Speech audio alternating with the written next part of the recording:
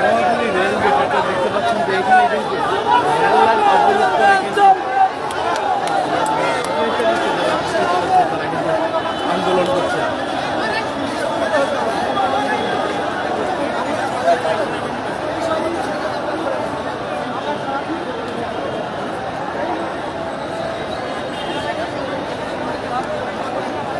ভাই একটু জানতে চাবো মূলত এখানে কি হয়েছে আজকে? এইখানে ভাই আমরা 48টা বন্ধের দাবিতে আমরা আন্দোলন করতেছিলাম। এই মুহূর্তে সেনাবাহিনী আজকে মানুষে বলে আমি ছিলাম পিছনে, আমি পুরোটা দেখি নাই, বুঝছেন? পরে মানে না হন্ডগোল হইল, আমি পুরোটা দেখি নাই, আমি ছিলাম ওইখানে। পরে জিনিসটা ছিল শান্তিপূর্ণ। আমাদের দেশের দাবিতে আমরা আমাদের যৌক্তিক প্রসঙ্গে আমরা সবাইকে বুঝাচ্ছি, বাবা আমরা আসছি আমাদের 12.5 শ্রমিক 3 দিনের নোটিশে কীভাবে আপনারা বের করবেন, আমাদের একটা ব্যবস্থা করেন। আর নাহলে তো এই লোকগুলা চাঁদাবাদী সন্ত্রাসী করবো, এর জবাব আপনারা আমাদের দিয়ে যান, আমরা চলে যাচ্ছি। বসছি, পুলিশ বলছে অবস্থান ধর্মঘট, আমাদের কোনো খারাপ উদ্দেশ্য নাই।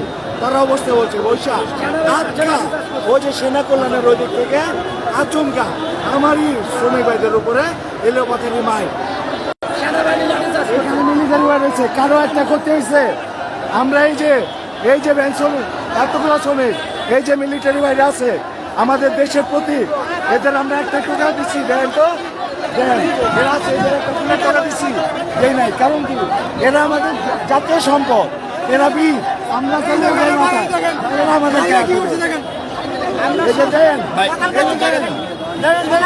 কি হয়েছে একটু বলবেন আপনি?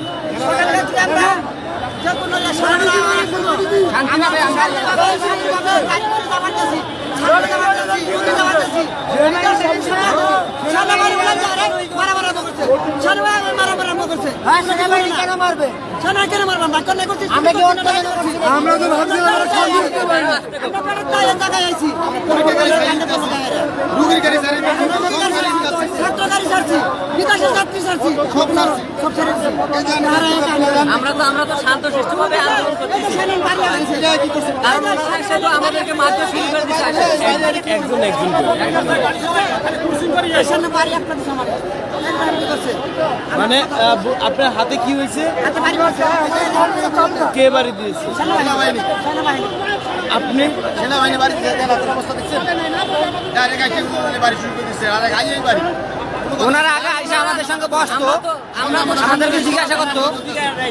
আমরা সুন্দরভাবে চলতেছে, পুলিশ আমার আস্তে পুলিশ কোনো কিছু করে নাই, সেনাবাহিনী গাড়ি আইলো, আইয়ে কোনো কথা নেই, মাছ শুরু করে দিল। এটা কোনো রোগীর গাড়ি বার করে দিতে আসি, পরীক্ষার গাড়ি বার করতে সব গাড়ি বার করে দিতে আসি, একটা গাড়ি আটটাই নেই। তার মধ্যে আমরা বিনাবাড়ি করবো, আমরা পেটে দান্দায় আছি, আমরা অন্য কিছু দান্দা নাই, আমরা অন্য কোনো দান্দা নেই, আমরা পেটে দান্দা, আমরা কাজ দিব, আমরা কাজ করবো। এই কারণে রোডে খাড়া হয়েছি, আমরা এই কারণে রোডে খাড়া হয়েছি, আমরা কোনো অন্য ধারণ খাড়া নেই।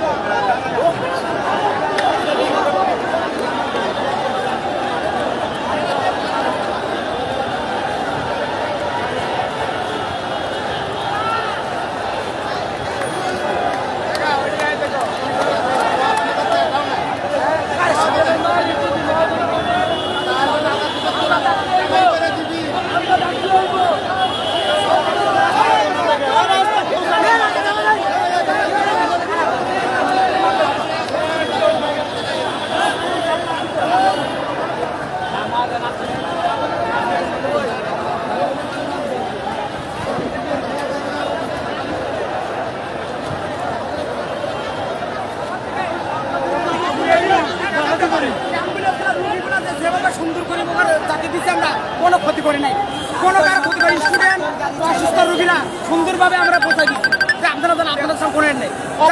আমাদের কেন মারবি বাবা?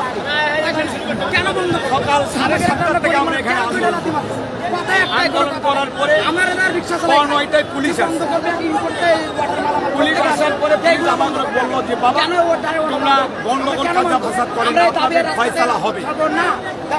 এই মনে করেন আমরা স্টুডেন্টের ডিগ্রি পরীক্ষা হচ্ছে, সে ছাত্রগুলোকে আমরা ছেড়ে দিচ্ছি গাড়ি এবং রুগীর গাড়ি ছেড়ে দিচ্ছি। তার মানে আপনারা বলছেন আতঙ্কিত ভাবে আপনাদের উপর হামলা হচ্ছে? সেনাবাহিনী আসে আমাদেরকে মারধর করছে, আমরা জীবনের ভয়ে, আমরা সাধারণ গরিব মানুষ, তখন আমরা ইট পাটকা এর লাইনে পাতলে তখন ছিটে বাদ করছি, আমাদের জীবনের মূল্য নাই। তখন এখন আমরা সবাই হামলা করছি, জনগণ যা আছে আমরা সবাই। আগে আমাদেরকে ধরানো হয়েছে, আমাদেরকে সেনাবাহিনী আমাদের হয়েছে, লাঠি চার্জ করছে, তারপরে আমরা পাথর নিক্ষেপ করা হয়। আমরা আমাদের অটো যেন চালানো শুরু করে দুজনে মাথা মারছে, আমাদের দুজন কর্মী আহত হয়েছে আমাদের।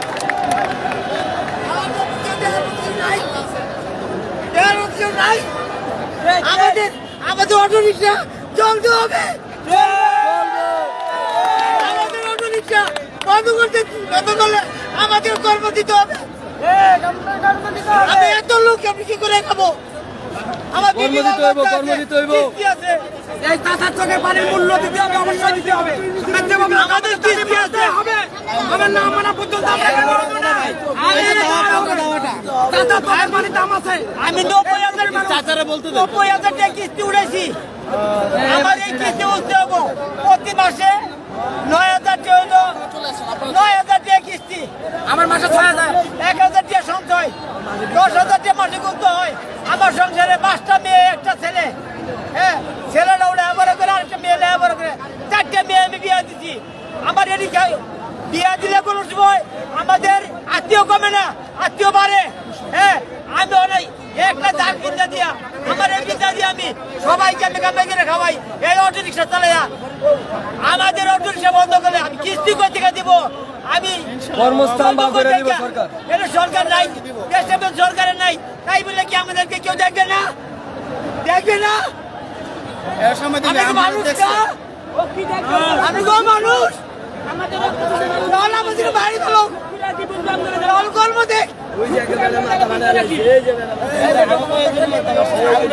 অনেকজনের লাঠিচার্জ করা হয়েছে, প্রতিবন্ধীদেরকে লাঠিচার্জ করতেছে। এটা কি ঠিক?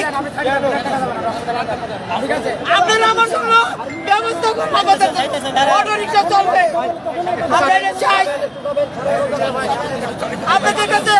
এটাই আমাদের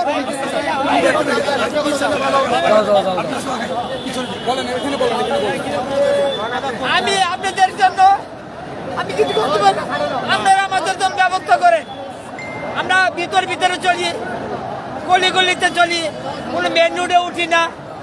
আমাদের রিক্সা কেন অটো রিক্সা বন্ধ করে দিল? আমরা মনে করে যে আমি রিক্সা কিনছি 90,000 টাকা কিস্তি উঠে, প্রতি মাসে 10,000 টাকা কিস্তি উঠতে হয়। এই 10,000 টাকা কিস্তি উঠতে হয় আমার প্রতি মাসে রিক্সা চালাইয়া। আমার 5টা মেয়ে, একটা ছেলে লেখাপড়া করে, একটা মেয়ে লেখাপড়া করে, 4টে মেয়ে বিয়ে দিছি। একটা মেয়ে প্রতিবন্ধী, এও আমার ভালো লাগে। আমার 8-10 জন মানুষ খাওয়াইয়া এই রিক্সা চালাই আমি চলি, এই অটো রিক্সা চালাই চলি, ভিতরে চলি। এই অটো রিক্সা বন্ধ করে দিলে আমি কি করে চলবো? আমি কি করে কিস্তি দিব? সবারটা বন্ধ না, আমারটা বন্ধ। আজকে বাংলাদেশ সরকার নাই, তাই বলে কি আমাদের দেখার জন্য কেউ নাই? আমাদেরকে দেখবে না। আর তাই যদি হয় তাহলে ট্রান্সপোর্ট বন্ধ করে দেখ, অটো রিক্সা এমনি বন্ধ হয়ে যাবে, মাল পাবে না, অটো রিক্সা চলবে না। আমাদের এটাই যারা আছেন আপনারা, তাদের কাছে আমাদের এটাই আবেদন, আমাদের অটো রিক্সা চলতে দেখ।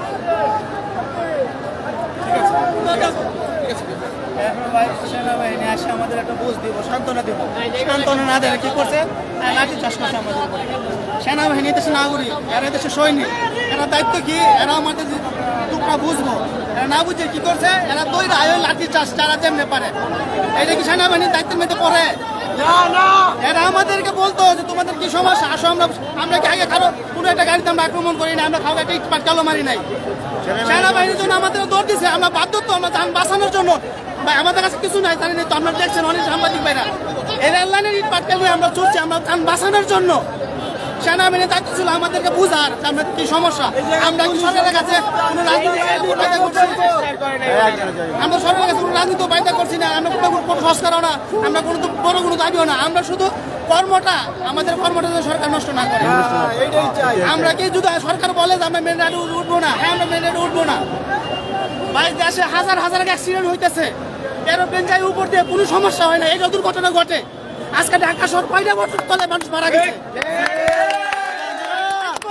বাসে মরতাছে, গুলশানে মরতাছে, সামনে এসছে আমার কাছে। নিজস্ব জায়গা দিয়া ট্রেন চলে নিজস্ব জায়গা দিয়া এটা তো হাজার হাজার মানুষ খাটা পড়ে বসরে। আমাদের অটো আমাদের একটা আমাদের অটো চলতে হবে। আমাদের আর কোনো দাবি না, আমাদের প্রয়োজনে এটা যে আইনগত যা ব্যবস্থা আমরা তো মেনে উঠবো না, আমরা মেনে উঠবো না, যে মেনে উঠবো আইনগত মেনে উঠে ব্যবস্থা নেব। কিন্তু আমাদের দাবিটা মানতে হবে ভাই। আমার ভাই আছে, আমি একজন অ্যাক্সিডেন্টে, আমিও রুগী, আমার হাত ভাঙা, আমি কি করে চলবে? আমার এখানে 4টা সদস্য, আমি কিস্তিতে রিক্সা কিনছি একটা, কিন্তু আমি চালাই। আমি এলাকার ভিতরে 20টা মারতে মারতে সারাদিনে কত টাকা মারন যা একটা যে আমার রিক্সা ড্রাইভার হয় ভালো বুঝে। এত মাস শেষ হলে ছেলের স্কুলে বাড়ি দিতে হবে না। আজকে আমার ছেলে বলতেছে বাবা ক্লাস পার্টি টাকা দেওয়া নেবো 300 টাকা, 300 টাকা দাম মতো আমার সামর্থ্য নাই। কেন আমাদের উপরে জুলুম না? আমরা কি দোষ করেছি ভাই? আমাদের একটা সাংবাদিক ভাই আমাদের ইচ্ছা করলে সবকিছু পারেন, আমরা একটা প্রচার করাই দিবেন যাতে আমার দাবিগুলো পূরণ হয়। থ্যাংক ইউ ভাই। সবাই শহীদ হবো আজকে।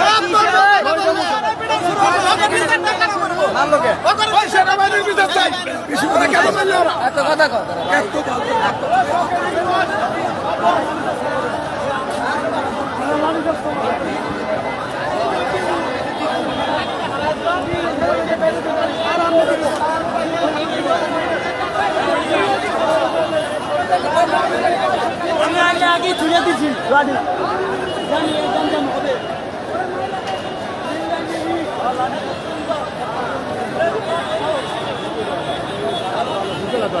আইয়া